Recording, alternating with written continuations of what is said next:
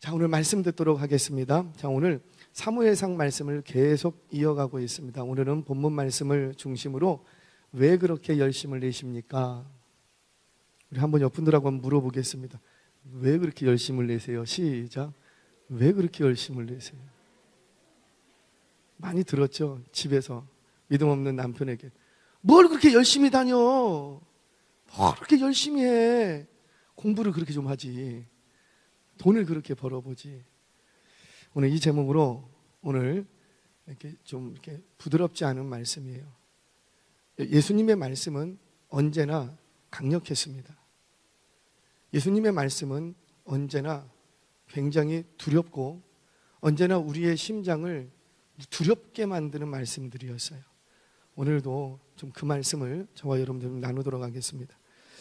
우리는 주변에서 종교적으로 매우 열심히 있는 사람을 봅니다. 저도 많이 봤고 아마 여기 계신 분들은 열심이라고 말한다면 둘째 가면 서러울 정도로 굉장히 열심히 있는 분들이세요. 여러분 신앙생활하면서 열심히 신앙생활하는 것은 좋은 거예요? 나쁜 거예요? 좋은 거예요. 누가 뭐라고 해도 신앙생활 열심히 하는 건 좋은 거예요. 열심히 해야 될 부분에 열심히 하지 않고 나태하고 게으르고 안일하고 미적미적거리고 적극적이지 못하고 적당히 신앙생활하는 사람들보다 훨씬 좋아요. 개인적으로도 영적으로 유익하고 교회적으로도 아까도 얘기했잖아요. 혼자서 찬양하고 예배드릴 때보다 또 함께 예배드리는 게 훨씬 더 기쁨이 배가 되는 거예요. 그래서 열심히 있는 교회, 열심히 있는 성도는 그렇지 않은 교회나 그렇지 않은 성도들보다 훨씬 유익한 게 많습니다. 여러분들이 어디 이사를 가셨어요. 피치 못해서 이사를 가서 이제 교회를 찾아요. 교회를 이렇게 찾는데 어떤 교회 찾을 거예요? 눈치는 빨라서 열심히 전도하는 교회 찾을 거예요? 아니면 전도도 안 하고 그냥 있는 교회 찾을 거예요? 예배 시간에 딱 가봤더니 와, 예배 찬양팀이 막 눈물 흘리면서 열심히 땀을 뻘뻘 흘리면서 찬양하는 그런 교회 가서 같이 찬양하고 싶어요? 아니면은 그냥 주여 그런 데 가서 찬양하고 싶어요? 이왕이면 찬양하는데 열심히 찬양하는 거죠. 기도하는데 기도합시다 그랬는데 조용히 그런 교회에서 기도하고 싶어요? 아니면 기도합시다 했더니 주여 하면서 같이 거기서 기도하고 싶어요? 이게 옳고 그름의 문제가 아니라 일단 우리가 신앙생활 하면서 뭐가 더 좋아요? 열심히 있는 거예요. 저도 어디 교회를 가면 이 교회가 열심히 있는 교회인가? 그렇지 않아요. 나는 열심히 없더라도 나는 좀 열심히 아니더라도 그래도 일단 내가 다니는 교회는 좀 열심히 있는 교회 누구라도 다니고 싶어요. 요즘 그러잖아요. 전도를 계속하면 지난번 전도하면서 우리 그 강사 세미나하면서 강사 목사님이 탁 하는 제귀 하나 꽂힌 게 있어요. 제귀에 꽂힌 게. 아 그래. 행복 축제를 왜 해야 되는가? 행복 축제 하면은 뭐 200명씩 작정하고 뭐 한 100명씩 50명씩 오면 다 등록해요? 안 해요. 10%도 안 해요. 한 10% 정도 10%도 못 해요. 그럼 그거 하지 말까요? 아니래요. 왜 합니까? 한번 그렇게 많이 오시면 하나님께서 나중에 그 숫자만큼 채워주신대. 와, 그 얘기를 딱 듣니까 이거 해야 되겠구나. 한 번 한 200명 300명이 확 와서 이 자리가 딱 찼어요. 그리고 다음 주 되면 쑥 빠져. 그래서 아유 이거 해야 돼. 참 너무 못 빠진 독에 물 붓기 아니야? 그런 생각이 딱 드는데 그 강사 목사님 딱 하시는 얘기가 그렇게 다 빠진 줄 알았더니 시간이 지나고 나니까 그만큼 채워주시더래. 믿으시기 바랍니다. 그래서 해야 되겠구나. 더 열심히 해야 되겠구나. 그래요. 저는 등록하는 거를 강요하거나 이렇게 하지 말고 얘기 안 합니다. 근데 모션은 오라는 거죠. 등록하지 말고요. 모션은 오라는 거예요. 함께 예배드리고 성령께서 그 마음을 만져주셔서 정말 내가 좀 예수를 믿어봐야 되겠다. 이 마음이 들 때까지 좀 모시고는 오시자라는 거예요. 자, 오늘 전도하자는 얘기는 하니까 여하튼 간에 그렇게 열심히 있는 교회가 좋을까요? 열심 없는 교회가 좋을까요? 그래요. 여러분 열심히 신앙생활하는 것은 전혀 잘못된 것이 아니에요. 그러나 문제는 뭐냐면 우리가 반드시 달아봐야 될 게 그 열심이 누구를 위한 열심인가? 무엇을 위한 열심인가? 라는 거죠. 정말 내게 있는 이 믿음을 잃어버리지 않기 위해서 내게 있는 믿음을 더 증진시키기 위해서, 강화시키기 위해서 열심을 내는 것인가? 하나님의 영광을 위하여서 열심을 내는 것인가? 아니면 자신의 기질, 나는 한번 하면 한다는 사람이야. 기질이 있잖아요. 자기의 기질인가? 아니면 자기의 의를 지키기 위해서인가? 아니면 사람들로부터 좀 인정받고 칭찬받고자 하는 것은 아닌지 우리는 늘 점검해 봐야 된다는 거죠. 늘 점검해 봐야 되는. 대부분의 열심은, 잘못된 삐뚤어진 열심은 대부분이 자기의 의를 지키기 위한 열심이 많아요. 내 체면, 내 자리, 내가 가지고 있었던 신념, 내가 옳다고 믿었던 그것, 내 의를 지키기 위한 열심이 굉장히 많습니다. 세상에서 제일 무서운 믿음 중에 하나가 종교적 신념이라고 하죠. 그래서 이단들이 무서운 거 아니에요? 이단에 빠지면 안 된다는 게 왜 그래요? 잘못된 종교적 신념에 딱 붙들리면 그것처럼 무서운 게 없어요. 부모도 없고 자식도 없고 아무것도 없어요. 여러분, 종교적 신념이라는 것은 일종의 맹목적 믿음을 얘기를 합니다. 맹목적 믿음이라는 건 뭐예요? 디렉션, 방향이 없어. 분명한 옳은 목적을 향해서 가는 게 아니야. 목적이 잘못됐다는 거예요. 예를 들자면 이런 거죠. 이슬람의 그 극우 세력들, 이들 중에는요 많은 부분들이 이슬람 그 근본주의자들이 많다고 합니다. 물론 모든 근본주의자들이 극우 세력은 아니에요. 극단주의자들은 아니에요. 그러나 많은 경우에 근본주의자들이 극단적인 종교적 신념에 빠지게 되더라는 거죠. 그래서 어떻게 됩니까? 자신들이 법으로 생각하는 그 샤리아법이라고 하나요? 그 이슬람법, 그 종교법을 제일 우선으로 앞세우면서 테러, 암살, 성범죄 말할 것도 없어요. 극단적인 범죄를 마다하지 않고 저지르더라는 거예요. 이거 뭐 때문에 그래요? 종교적 신념, 잘못된 열심이라는 거죠. 이게 다 맹목적인 믿음에서 비롯된 범죄라는 겁니다.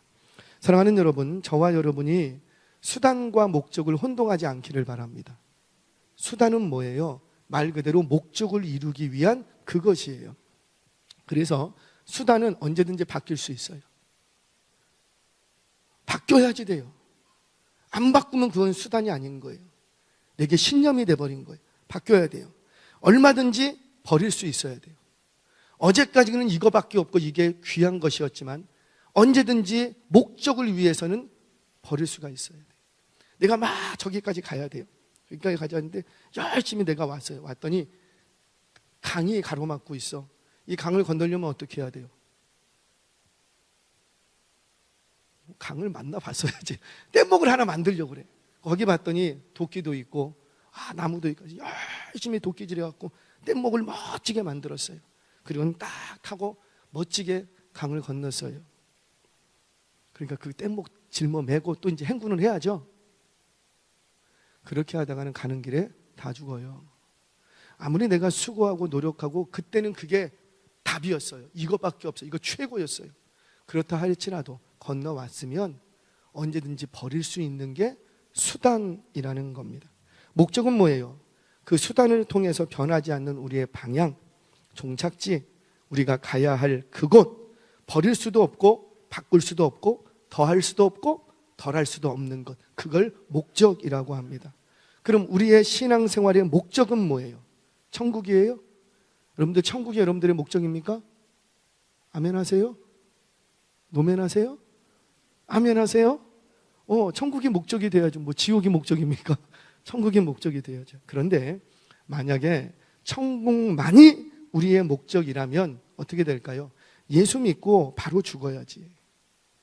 예수 딱 믿고 멋지게 딱 죽어야 어디 가는데, 천국 가는 게 목적인데 딱 죽어야지. 아니면 실컷 자기 하고 싶은 대로 하다가 죽기 직전에 예수님 딱 믿고, 왜? 목적이 뭐니까?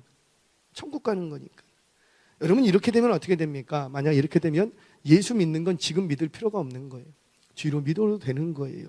우리가 이렇게 적극적으로 아침 저녁으로 전도하고 매일같이 전도하러 다닐 필요가 있어요, 없어요? 그러면 전도해야 될 이유가 사라져 버립니다. 우리가 믿음을 가지고 신앙생활을 열심히 하는 것은 이 땅에서 구원받은 자들을 통해서 하나님이 이루시고자 하시는 하나님의 뜻과 계획이 있기 때문이에요. 그 뜻과 계획 중에 하나가 천국이라는 것이죠. 천국. 하늘에서 하나님의 뜻이 이루어진 것처럼 어디에서도 뜻이 이루어져야 되고, 이 땅에서도, 이 땅에서 이루어져야 될 하나님의 뜻이 뭐예요? 하나님의 나라와 그분의 의라는 거죠. 그 하나님의 나라와 그 하나님의 의를 이루어가는 것. 조금만 더 얘기할게요. 하나님의 나라라는 건 뭐예요? 그분의 통치를 적극적으로 따르는 것. 나의 삶 가운데서 부자 되는 것도 아니고, 건강해지는 것도 아니고, 오래 사는 것도 아니고, 뭐 사업이 잘 되는 것도 아니고, 그런 건 다 뭐고? 수단. 그래서 어떤 분은 건강하신 분도 있고, 어떤 분은 건강이 좀 약하신 분들도 있고, 어떤 분은 돈이 많이 있는 분도 있고, 어떤 분은 돈이 조금 있는 분들. 이거는 수단의 차이예요. 그러나 목적은 다 같다라는 거죠. 나의 삶 속에서 하나님의 나라, 그분의 통치를 이루어가고 다스림을 받아가고 이 땅 위에 하나님의 통치를 받고 있는 백성들이 있다는 것을 보여주는 삶, 드러내주는 삶, 그게 빛이요, 그게 소금의 삶이라는 거예요. 저와 여러분들 이 수단과 목적을 혼동하지 마시기를 바랍니다. 저와 여러분들이 신앙생활 열심히 해야 되는 것은 수단을 위해서 열심히 하는 것이 아니라 목적을 위해서 신앙생활을 열심히 해갈 수 있는 저와 여러분 되시기를 주의 이름으로 축원합니다. 오늘 본문이 우리에게 보여주고자 하는 내용이 바로 그거예요. 지금 오늘 본문에 사울이 왕이 되어서 전쟁에서 블레셋과의 전쟁 중입니다. 그런데 뭘 선포하냐면 금식력을 선포를 합니다. 여호와의 법을 지키라고 하는 거예요. 그러면서 제단을 쌓게 되지요. 그런데 이런 금식도 하고, 그리고 여호와의 법을 지켜라 백성들에게 가르치기도 하고 제단도 쌓기도 하는데, 이런 모습은 매우 경건하고 종교적으로 열심히 있는 모습처럼 보이는데, 그런데 문제는 뭐라? 이 열심이 잘못된 열심이었다. 잘못된 열심. 자, 우리 성경 보겠습니다. 24절 같이 한번 읽겠습니다. 시작. 이날에 이스라엘 백성들이 피곤하였으니 이는 사울이 백성에게 맹세시켜 경계하여 이르기를 저녁 곧 내가 내 원수에게 보복하는 때까지 아무 음식물이든지 먹는 사람은 저주를 받을지어다 하였습니다. 그러므로 모든 백성이 음식물을 맛보지 못하고. 아멘. 자, 우리 새벽에 계속해서 말씀을 살펴본 것처럼 어제 요나단과 그의 무기 든 자가 아버지와 600명은 저 기브와 변두리의 석류나무 아래에 머물러 있는데, 그 아들 요나단과 무기 든 자 꼴랑 2명이서 적진으로 쳐들어갑니다. 그리고는 여호와의 이름으로 싸우기 시작하는 거예요. 그 싸움으로 인해서 당황했던 이 블레셋은 크게 타격을 입습니다. 그리고는 나중에 이렇게 봤더니 막 자기들끼리 막 싸우고 죽이고 막 정신없이 그러고 있어요. 이러면서 이 블레셋과의 전쟁의 승기가 누구에게 기울어버리고, 그렇죠, 이스라엘 쪽으로 딱 기우는 거예요. 이거를 사울이 딱 알아차렸습니다. 그러자 도망치는 블레셋을 야 뒤쫓아라! 뒤쫓아서 다 죽여라! 라고 합니다. 그러면서 전쟁을 하라고 말하면서 내린 명령이 뭐냐면, 오늘 하루 동안은 뭐 하지 말라? 먹지 말라. 아무 음식도 입에 넣지 말라. 금식을 딱 선포합니다. 여러분, 그 누구라도 이 명령을 어기면 누구라도 죽이겠다라는 거예요. 엄한 명령이죠. 실제로 뒤에 가면 요나단이 이 금식하라는 명령을 내렸을 때 그 자리에 없었어요. 못 들었어요. 그래서 길 가다 보니까는 꿀이 있는데 그 꿀을 지팡이 끝으로 이렇게 찍어 먹게 됩니다. 그것 때문에 한번 난리가 나죠. 뒤에 가면. 여러분, 좀 이상하지 않습니까? 아니, 전쟁이라는 곳이 전쟁을 하다 보면은 먹지 못하고 싸워야 될 때가 있어요, 없어요? 있죠. 우리도 막 뭐 이렇게 임진왜란 여러 가지 외란들 뭐 전쟁 같은 거 보면 먹으면서 싸워야 되는 군인이지만 때로는 먹을 게 없어서 전쟁이 워낙 시급해 갖고 먹는 것조차 뒤로 하고 싸워야 될 때가 있어요. 그런데 지금은 어때요? 먹을 게 있어. 그리고 우리가 밀리는 쪽이 아니고 지금 쫓아가는 쪽이에요. 때려잡아야지 되는 쪽이에요. 그런데 너희들 아무것도 먹지 말고 전쟁하라? 여러분, 이게 상식적이에요? 비상식적이에요? 이거는 논리적이지도 않고 합리적이지도 않고 정말 상식적이지 못해요. 여러분, 믿음이라는 것은 비상식을 말하지 않습니다. 이게 좀 어폐가 있는 것 같은데 좀 설명을 할게요. 믿음은 매우 상식적입니다. 이게 무슨 말이냐면, 비상식적으로 믿음 없는 자들의 눈에는 신비스럽고 비상식적으로 보이는 그 속에 누가 개입하시는 거예요? 하나님이 개입하시는 거예요. 하나님이 개입하면 그게 상식이 됩니다. 자, 이게 무슨 말이냐면 하나님은 전능하신 하나님이세요. 하나님은 못하실 게 있다 없다? 없다. 그게 상식이에요. 원래는 이게 안 되는 게 상식이야. 근데 돼버렸어. 되는 거는 비상식이야. 근데 비상식이 왜 상식이 되냐면 누가 개입하니까. 하나님이 하시면 다 된다. 이게 우리의 상식 아니에요? 제가 이상한 얘기합니까 지금? 그런데 하나님이 개입하시는데 안 된다고 생각하는 거예요. 이건 뭐예요? 믿는 자들의 비상식이지. 상식적이지 못하지. 어떻게 하나님이 개입하시는데 안 돼? 이게 상식적입니까? 비상식적이지. 그러니까 세상에서 말하는 비상식이라는 것도 하나님이 개입하시면 뭐가 되고? 상식이 돼요. 그래서 우리의 믿음은 매우 상식선에서 해결이 됩니다. 그런데 지금 이 상황은 하나님이 개입하시고 있다고요. 있는 상황이에요. 그러면 이제 우리는 뭐만 하면 돼요? 잘 먹고 쫓아가서 싸워서 때려만 잡으면 돼. 이렇게 손만 뻗치면 된다고요. 그런데 손 뻗을 힘은 가져야지. 그런데 지금 이 사울이 뭘 하지 못하게 하고 먹지 못하게 하고. 왜 이런 명령을 내리죠? 누구를 위해서? 왜 이렇게 하는 거예요? 이게 바로 종교적 열심이라는 거예요. 종교적 열심. 본래 이 사울은 이런 적이 한 번도 없었어요. 여기 와서 지금 이렇게 하는 거예요. 자, 또 한 번 봅니다. 이때 그 아들 요나단은 그 명령을 내리던 자리에 없었어요. 참, 이 집안도 참 어려운 집안이야. 아버지가 하라고 하는데도 아들은 안 하고, 아버지가 하지 말라고 하는데 꾸역꾸역 또 아들은 하네. 참 어려운 집안이에요. 어려운 집안. 우리 성경 보겠습니다. 29절 30절 말씀 같이 한번 읽겠습니다. 시작. 요나단이 이르되 내 아버지께서 이 땅을 곤란하게 하셨도다. 보라, 내가 이 꿀을 조금을 맛보아도 내 눈이 이렇게 밝아졌거든. 하물며 백성이 오늘 그 대적에게서 탈취하여 얻은 것을 임의로 먹었더라면 블레셋 사람을 살육함이 더욱 많지 아니하였겠느냐. 아멘. 자, 요나단이 꿀을 보고 그 지팡이 끝을 딱 떼어서 꿀을 먹었어요. 그리고는 조금 꿀을 먹었는데 눈이 밝아졌대요. 뭐 혈압이 낮았는지 저혈압이었는지 모르겠지만 하여튼 확 올라왔대요. 그러면서 하는 말이 뭐냐면, 야, 잘 먹고 싸웠으면 블레셋 사람들 더 많이 죽였다. 이 전쟁 벌써 끝났다. 그렇게 얘기를 하는 거예요. 자, 요나단의 말이 맞아요, 틀려요? 맞잖아요. 전쟁 중에 잘 먹고 싸워야지. 먹을 게 없는 것도 아닌데 왜 골골하면서 싸워? 그 말이 틀리진 않아요. 자, 그런데 우리 자녀들 잘 들으세요. 자녀들 잘 들으셔야 돼요. 그런데 이건 지금 뭐 하는 거냐면 요나단의 말이 틀리지는 않았으나 아버지를 뒷담화하고 있는 거예요. 사람들 앞에서. 왕이 내린 명령이라고요. 그 명령이 좀 어느라고, 그 명령이 좀 잘못되고 부족한 명령이라 할지라도 누가 내린 명령인데? 아버지가. 그리고 한 나라의 왕이 내린 명령이라고요. 비록 아버지가 틀렸어도 아버지를 험담하고 다니면 돼요, 안 돼요? 그건 안 되는 거예요. 우리 자녀들 잘 들으셔야지 돼요. 그건 안 되는 거예요. 그 옛날 이것 때문에 저주당한 인간이 있습니다. 누구예요? 노아의 세 아들 중에, 그렇죠, 함의 아들 가나안. 셈, 함, 야벳. 아버지가 홍수가 다 지나고 나서 이제 포도주를 먹습니다. 근데 너무 술을 많이 먹었는지 실수를 하게 되죠. 수치를 드러내고 다니게 되는 거예요. 이것 때문에 그 술 취한 아버지의 수치를 가려주기 위해서 셈과 함은 어떻게 하고 뒷걸음질러서 다 아버지의 수치를 가려주고 입 딱 다물었어요. 못 본 걸로 했어.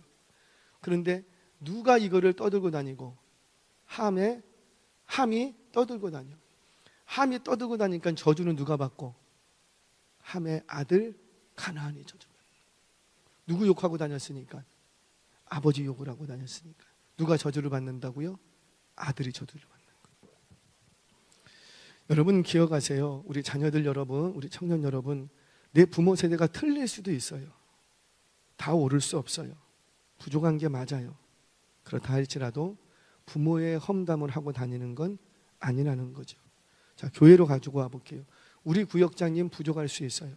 제대로 하는 게 별로 없을 수도 있어요. 그래도 구역장이 험담하고 다니는 거 아니에요. 우리 장에 있어요.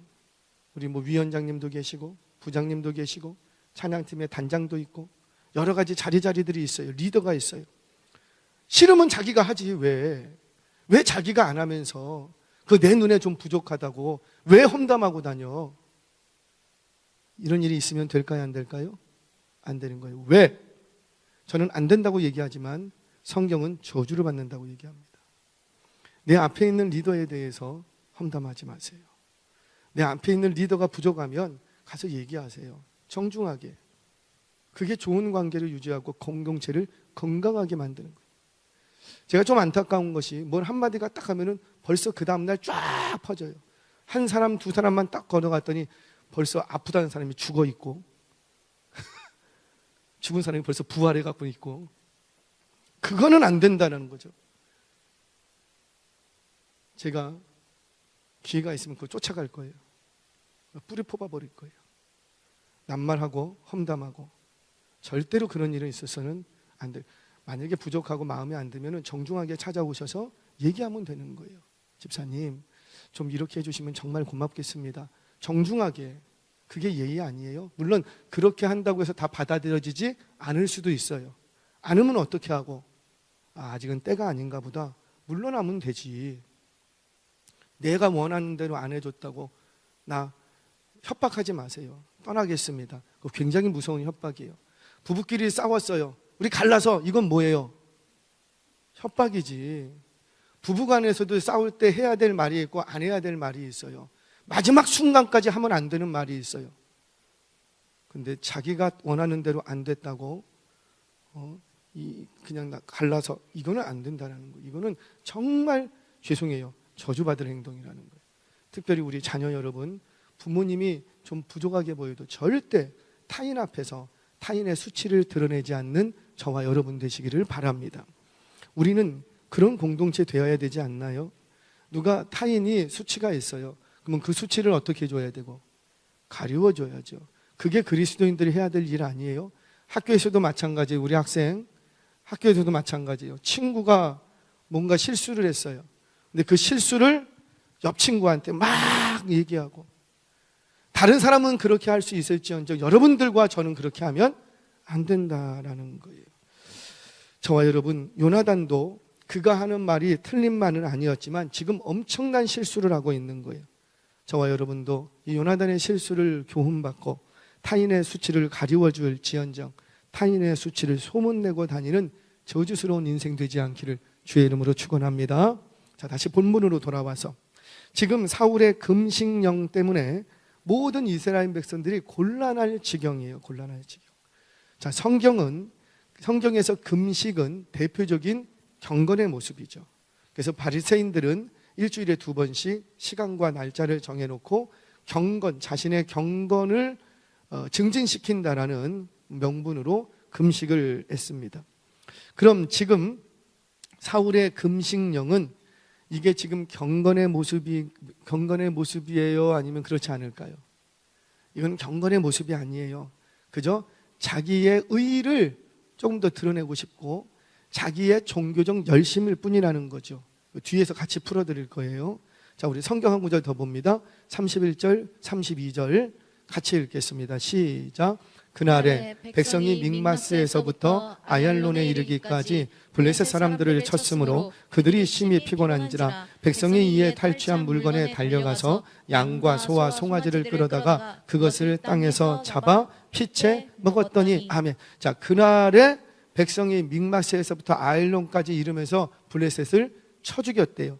여러분, 믹마스에서 아얄론까지는 대략 30에서 34km 정도, 40km 정도가 됩니다. 여러분, 군사들이 이 길을 가면서 싸우고 있어요. 여러분, 싸울 때는요 에너지 소모가 엄청나게 많아요. 여러분들은 싸워보지 않으셔서 잘 모르실 거예요. 뭐 싸우는 게 뭐가 힘들어? 여러분들 권투 선수들 권투하는 거 보셨습니까? 요즘은 별로 못 보는데 1라운드가 몇 분이죠? 3분, 30분? 3분 하고 1분 쉬어요.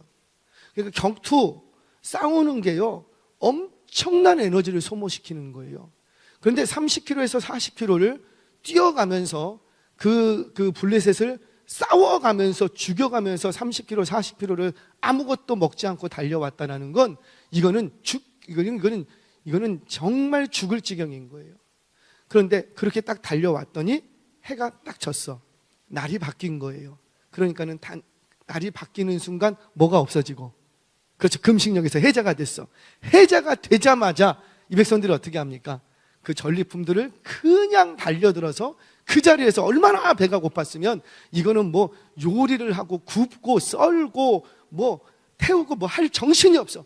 얼마나 배가 고팠으면 그냥 잡아다가 칼로 쭉쭉 찢어갖고 피채 먹기 시작한 거예요.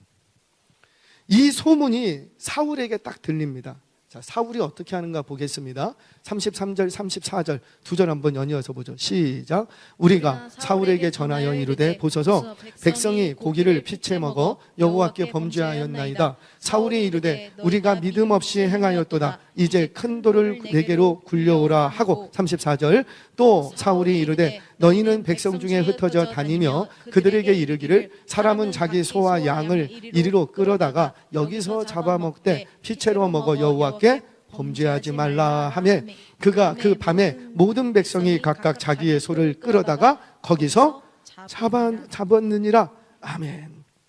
군사들이 피채 막 고기를 먹고 있는 거예요. 여러분, 피채 고기를 먹는 건 하나님이 제일 싫어하는 범죄 중에 하나입니다.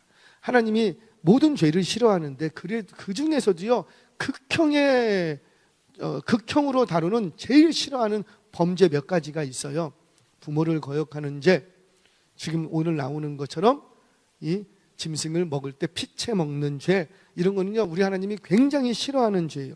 어느 정도로 싫어하는 죄냐면 사도행전에 보면 이 예수님의 제자들이 막 이방 땅에 가면서 복음을 전합니다. 그러면서 이방인들이 회심을 하게 돼요. 일시에 많은 이방인들이 회심하기 시작하니까 이들에게 어디까지 율법을 적용해야 됩니까? 이것 때문에 회의가 열립니다. 이것을 예루살렘 1차 공회, 최초의 회의라고 하는데, 여기서 우리가 짊어맨 율법 그대로 짊어매야 되겠습니까? 아니면은 이방인에게는 좀 다른 법을 적용해야 되겠습니까? 지뢰가 들어오니까 예루살렘 교회에서 회의를 열었어요. 그리고는 3가지만 지키게 해라, 딱 결정을 내렸습니다. 그게 뭐예요? 첫 번째는 우상에게 바쳐진 제물을 먹지 말라. 두 번째는 음행하지 말라. 세 번째가 피채 먹지 말라.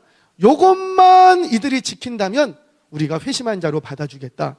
이게 예루살렘의 공회의 회의의 결론이었다고요.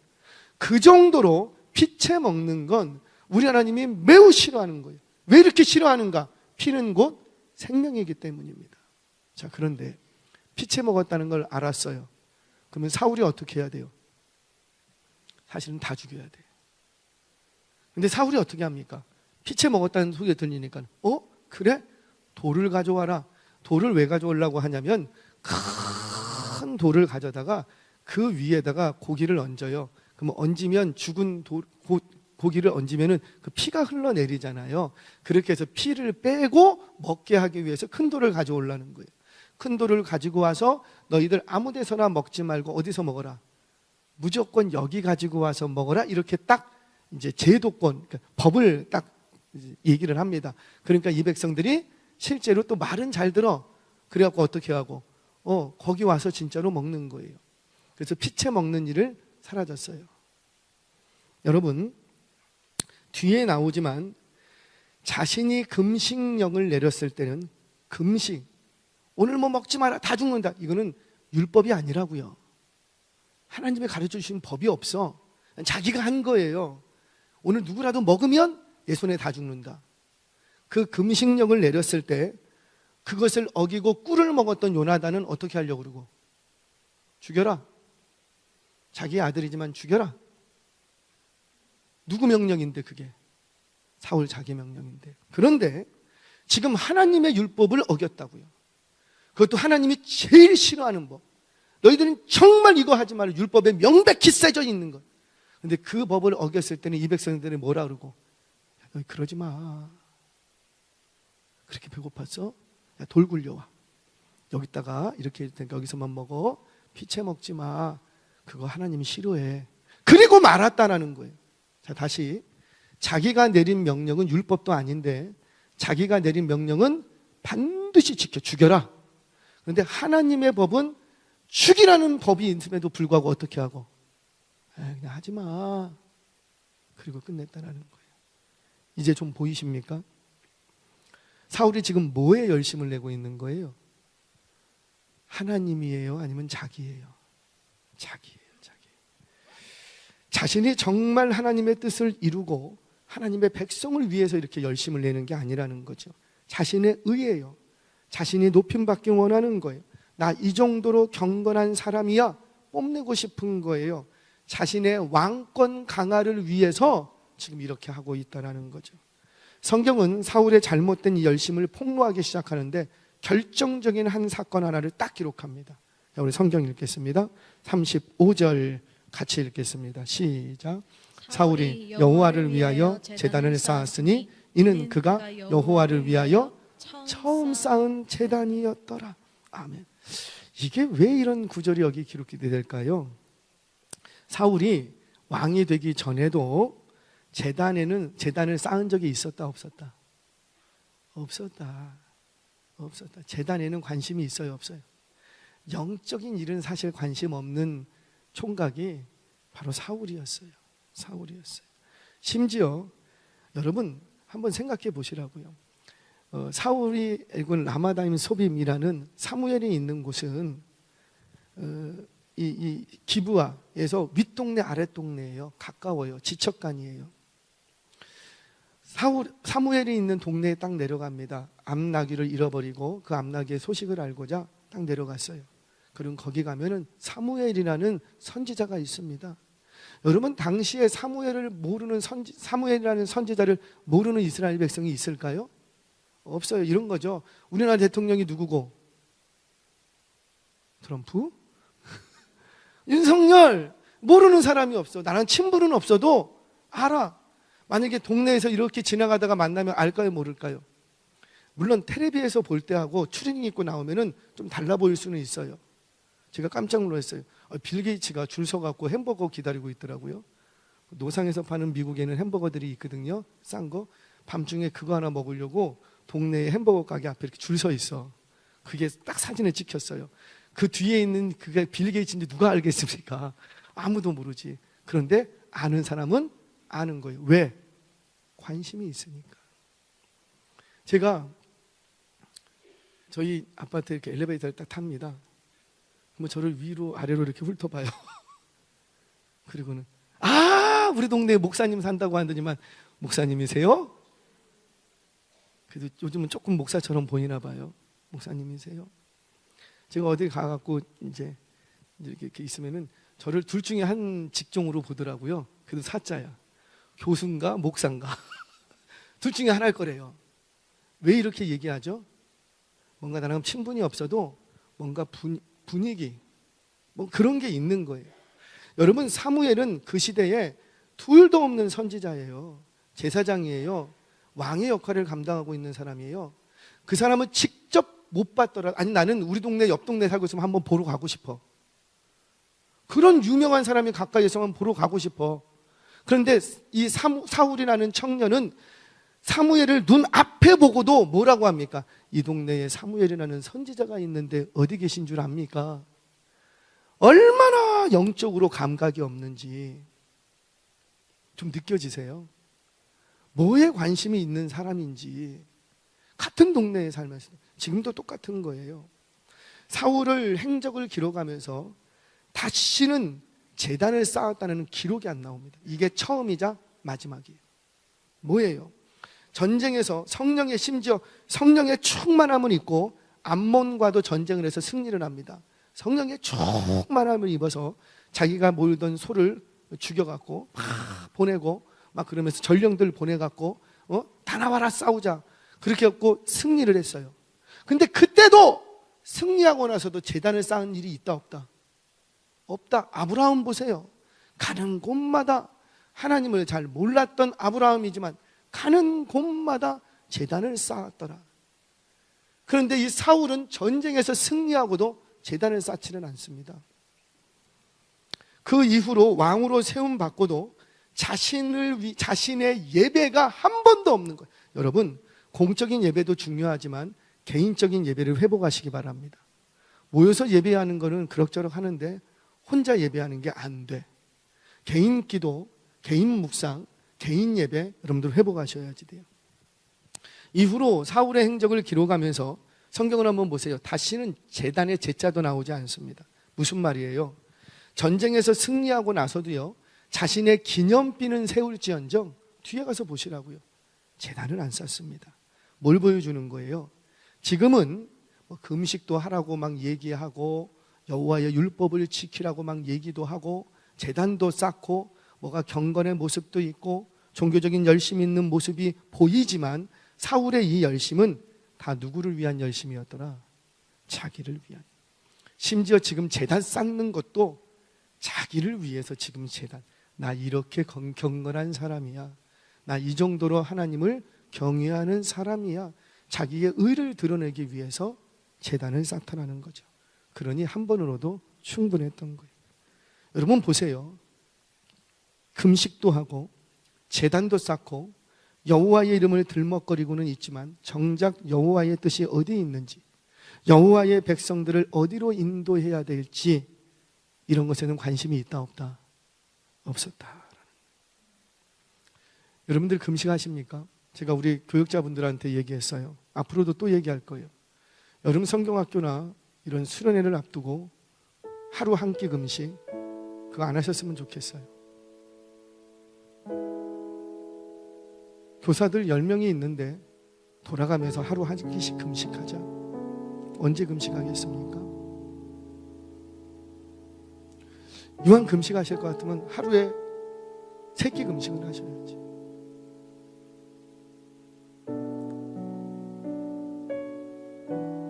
저는 금식을 여러분들한테 하라고 잘 얘기 안 할 거예요. 앞으로도 안 할 거예요. 왜냐하면 제가 금식하는 걸 별로 안 좋아해요. 할렐루야. 어떤 목사님은 주구장창 금식하시는데 저는 금식을 그렇게 잘 안 해요. 그럼에도 불구하고 제가 몇 차례 금식한 적이 있어요. 몇 차례. 처음 금식했던 이유, 솔직히 얘기합니다. 처음 제 집사 때, 총각 집사 때 처음 금식을 시작했어요. 그전에는 금식이라는 건 몰랐고 처음 직장 생활하면서 금식합니다. 목사님하고 좀 뭐 할 얘기가 있어. 아니 주일학교 봉사를 좀 해야 되겠는데 교회 봉고차가 하나밖에 없어요. 그러니까 목사님이 이렇게 타고 다니시고 주일날 막 운행하시고 그 키를 좀 주시면 젊은 제가 이렇게 운전하면서 아이들도 데리고 오고 싶은데 이 목사님이 키를 안 줘. 굳이 본인이 하셔야 되겠대. 그러면 막 예배 전에 목사님이 막 차량 운행하시고 오셔갖고 또 주차하시고 올라가갖고 또 말씀 주고 예배 준비하고 그게 제가 보기에는 아닌 것 같거든. 근데 목사님은 그게 또 편하셨는가 봐요.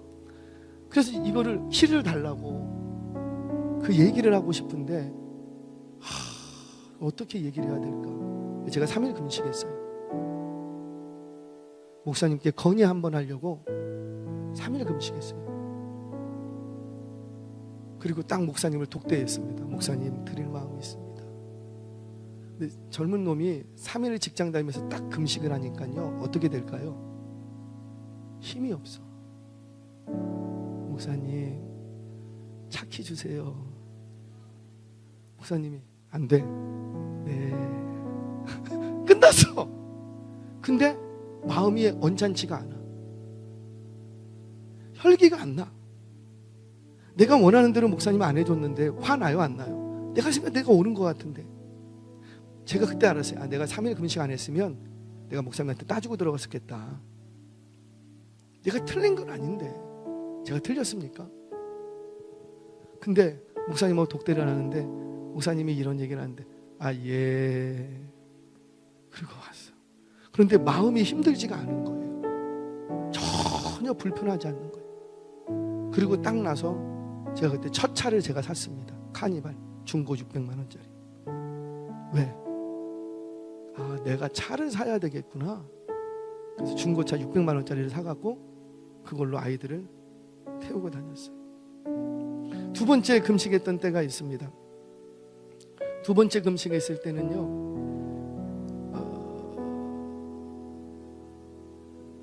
자녀 때문에 금식을 했어요. 사실은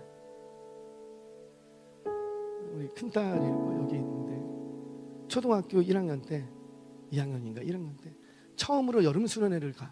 여름 성경학교를 교회에서 아이들을 데리고 교회 자체적으로 못하니까 여름 성경학교를 주일 학생들을 데리고 다른 집회를 참여하는 거예요. 그 집회를 하는데 그게 이제 2박 3일짜리 집회였어요. 처음 수련회 가는데 부모로서 뭔가 해주고 싶은 게 있는데 해줄 수 있는 게 아무것도 없어요. 그래서 했던 게 애비로서 금식했어요. 그때도 직장 다니면서 3일간 딱 온전히 맨날 좀 언제 오냐 언제 오냐 언제 왜? 얘가 와야 금식이 끝나기 때문에 언제 오냐. 할 수 있는 게 그거밖에 없더라고요. 그게 바로 은혜 받는 비결이었다고 저는 믿습니다. 또 한 번 금식했던 적이 있어요. 그때는 세상 속에 내 속에 있는 세속적인 것들을 끊어낼 일이 있었어요. 워낙 색떼꾸정력이 많이 묻어서 그것 좀 끊어내야 되겠어. 그래서 금식하려고 갈멜산에 올라갔었어요. 그리고 사역하면서 제가 한 2번 정도 금식한 적이 있어요. 한 번은 저 아랫지방에서 비전센터를 건축을 하는데 사건이 좀 있어서 그 사건 해결을 위해서 3일 금식한 적이 있었어요. 그리고 또 한 번은 권사님이신데 이거 좀 치료가 필요한데 그 마음을 주시더라고요. 야, 네가 금식해봐. 그럼 은혜 줄 줄 알겠니? 그런 마음이 확 주시는 거예요. 그래서 그 권사님의 치유를 위해서 3일 금식했어요. 어떤 일이 벌어졌을까요? 그분 돌아가셨어요. 치료 안 되더라고. 돌아가셨어요. 여러분, 제가 뭘 얘기하냐면 우리의 금식함, 우리의 기도함, 우리의 열심, 우리의 열정, 누구를 위해서 하는 거냐는 거죠. 왜 그렇게 열심히들 하십니까? 뭐 때문에? 그 종교적인 열심이, 그 나에게 있는 경건한 모습이 과연 누구를 위한 것이고 무엇 때문에 그렇게 열심히 내고 있는지 오늘 이 말씀 앞에 돌아보시기 바랍니다. 저와 여러분들의 열심이 진실되고 하나님이 기뻐하시고 내 영혼을 강건케 하는, 살찌우는 그런 열심이 되기를 바랍니다. 잘못된 종교적 신념은 나도 병들게 만들고 일은 돼요. 일은 돼요. 왜? 누가 열심을 냈으니까. 내가 열심을 냈기 때문에 그 일 됩니다. 안 되지 않아요. 돼요. 그런데 그 된 일로 인하여서 나도 병들고 나와 함께 했던 공동체도 병들어 가는 거예요. 괜히 옆에 있는 사람, 주변에 있는 사람 곤란하게 만들고 죄짓게 만들지 말라는 거지. 오늘도 이 말씀 앞에 나의 종교적인 열심은 정말 교회를 위한 것인지, 사심이 없는 것인지, 하나님의 백성들을 위한 것인지, 하나님의 뜻을 이 땅에 이루어가기 위한 것인지 다시 한번 돌아보며 건강하고 진실되고 칭찬받는 신앙적 열심을 가진 저와 여러분 되시기를 주의 이름으로 축원합니다.